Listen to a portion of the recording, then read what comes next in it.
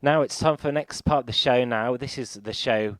This is part of the show where I interview all my special guests and independent artists, and we have an interview now from a guest who's been on my show before, Gareth Dunlop. Welcome back. Hey Danny, how you doing? Thanks for having me on the Yeah, show. I'm very good, thanks, and glad to hear you're doing well for yourself. And we're going to talk about your new single, Right About Ready. But first, what have you been up to the last kind of half a year or so? I've had a moment there to kind of catch my breath. I was out with Foy Vance throughout the States. We were out on the road for about a month, rattling around in the tour bus. I had a great time, played some great shows, met some great people, saw some good sights. And I just had a little bit of time to catch my breath, and we're about to head back out again here throughout the UK and Ireland next week. Oh, great. And your new single is Right About Ready, and it's right about hmm ready to be released any day hmm soon. How would you describe this song from all the others you've done? this was one of the songs that made its way onto the album pretty early on, and it's essentially a conversation that I had with my wife. We were 5,000 miles apart. I was out in Nashville, like I'd been doing really right up until the pandemic. I was over there as a staff writer, writing for for other artists and TV shows and films and things like that. And I think I was ready for a little bit of a change in rhythm. It's a bit of a change in life's tempo. I'd missed first words and first steps and birthdays with the kids, you name it. And we kind of just had a conversation about, okay, well, what will the future look like? What are we ready to do? How are we ready to change things up? Um, and yeah, that's pretty much where the song came from. Okay, and it's been described as anthemic and soulful, and when you look at the lyrics, maybe reminiscent in places as well.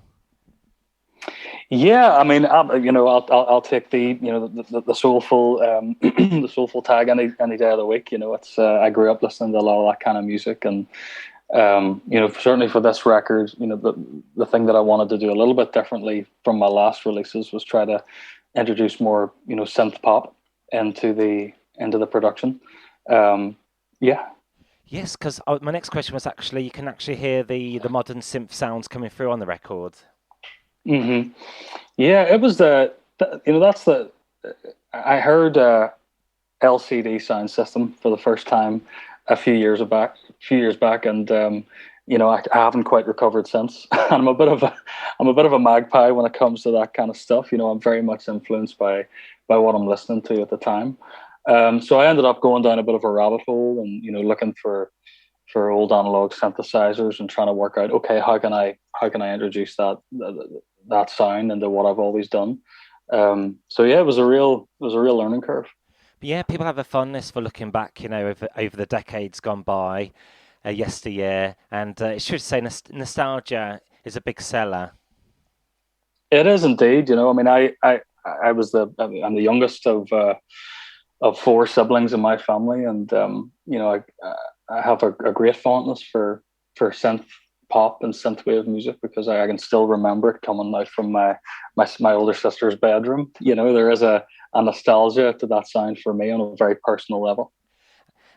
Also, I was going to ask, how would you compare the music of today to like music from yesteryear as well? You know, if I'm really, really honest, Dan, the top 40 stuff is not something that I would listen to very much. Every now and again, there's some great stuff that I'll hear in passing on the radio. I think what's changed the most is really the production side of things, where we used to have people recording on the 2-inch tape, and you'd have a band in a room trying to put over a performance, almost like taking a picture. The way it seems to kind of come around now is almost like building a cake. You have the drummer comes in, and you might have the bass player come in, and you have all these different kind of layers that are put together in the music. And I kind of think, when you listen back to even some of those old Motown recordings, you really get the sense of a band in a room playing out of their skin and just trying to catch lightning in a bottle.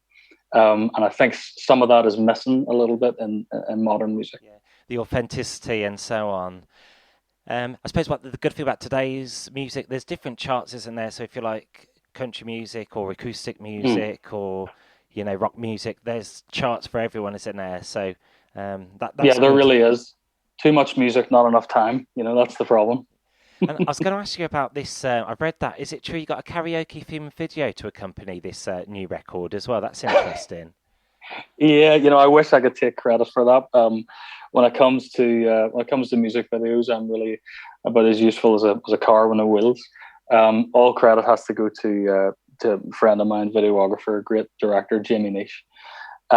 We sat around the table and we were kind of shooting the breeze about, okay, well, what would a video for this song kind of look like? And I had the idea of, well, I'd love to maybe try to highlight the lyrics somehow. Maybe it's just a lyric video. And he took that idea and went, you know what about if it's like karaoke? What about if we have like you singing karaoke and the lyrics are kind of coming up as they would on a karaoke machine? And yeah, that was that was all him. And I had a lot of fun doing it. I got into my early '90s get up. We found an old social club, an old boozer, not too far from here where I live in Belfast. And yeah, we caught it in an evening over a few pints.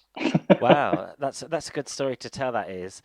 And have you ever been in a position where you have heard other people sing your music or that song, and has it felt a bit uncanny if you have been in that scenario?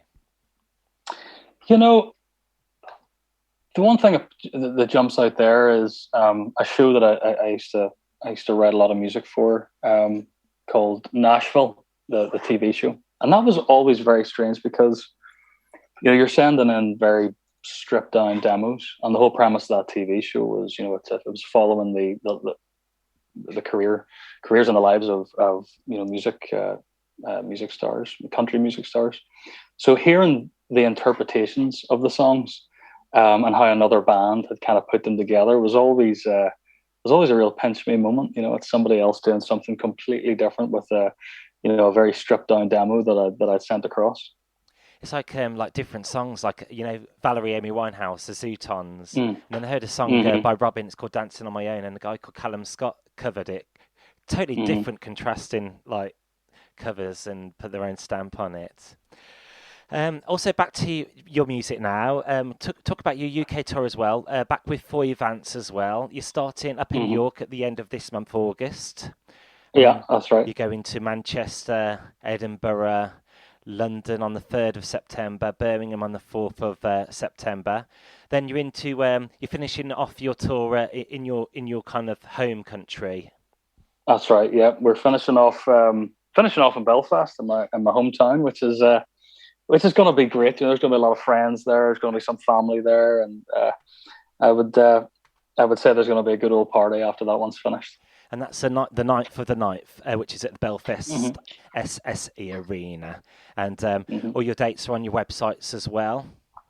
That's right. Yep, all the information's there, and I believe there are ticket links and all that good stuff. Well, thank you for talking to me today, and it's good to hear a bit more about yourself as well, as an artist as well. And got a new track now. We're going to get this played on the show now, and no doubt we'll catch again with you in the near future. Nice one, Danny. Okay. Good to talk. Yeah.